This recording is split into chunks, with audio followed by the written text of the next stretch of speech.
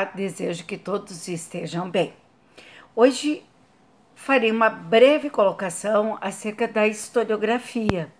Como o nosso curso é um curso bastante rápido, eu quero apenas lembrar a todas e todos que é importante sempre considerarmos em que contexto determinada obra foi escrita, assim como quem é o seu escritor.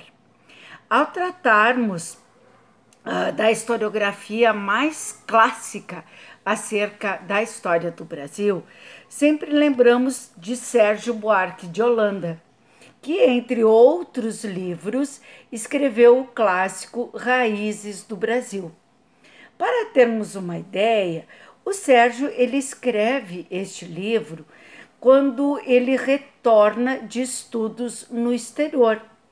O Sérgio Buarque de Holanda, ele era oriundo de uma família com posses, que lhe proporcionou as possibilidades de ter contato com grandes autores da literatura, da sociologia, da história, da política. É considerado o primeiro livro da história do Brasil escrito por um historiador. O Sérgio Buarque, ele era muito próximo dos que promoveram a Semana de Arte Moderna, tanto que está aqui uma das imagens clássicas daquele importante movimento nacionalista que tenta trazer para a sociedade brasileira valores e imagens do Brasil. Outro grande escritor brasileiro, só que não historiador, e que é considerado um clássico, é Gilberto Freire. Gilberto Freire também era oriundo de uma família com grandes propriedades, latifúndios, em Pernambuco, no Nordeste, e o Gilberto Freire também teve a possibilidade de fazer expedições, estudos no exterior, lendo clássicos e trazendo para o Brasil a influência da sociologia nos anos 30, 40.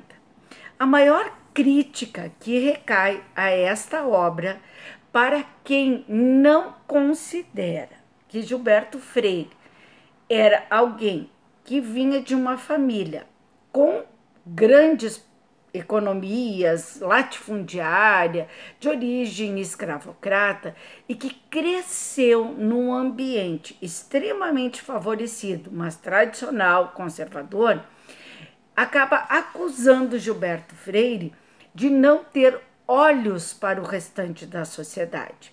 Então, reafirmo, quando nós lemos qualquer texto, seja ele jornalístico, uma obra literária, sociológica, historiográfica, nós precisamos considerar em que contexto e quem estava escrevendo.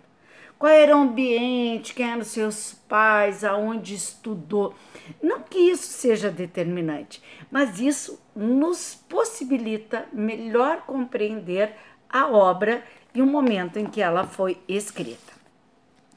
Aí, outro grande livro importante, clássico, quando se trata da história do Brasil, é a produção de Caio Prado Júnior, que também é oriundo de uma família de posses paulistana e que escreve, entre outros, História Econômica do Brasil.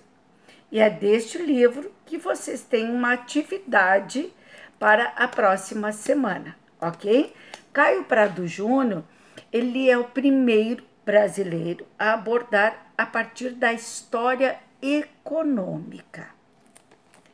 Darcy Ribeiro, sociólogo, antropólogo, ele foi o responsável pela atual Lei de Diretrizes e Bases da Educação Brasileira. Ele assina a LDB, que está em vigor até hoje. Isso ocorreu em 1996. Darcy Ribeiro foi o primeiro reitor da Universidade de Brasília, quando da construção daquela universidade e da inauguração de Brasília. Florestan Fernandes. Florestan Fernandes é o grande intelectual brasileiro oriundo de uma camada econômica extremamente desfavorecida.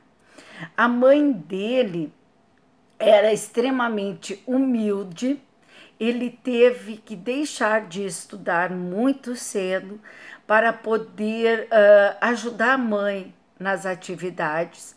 Foi engraxate.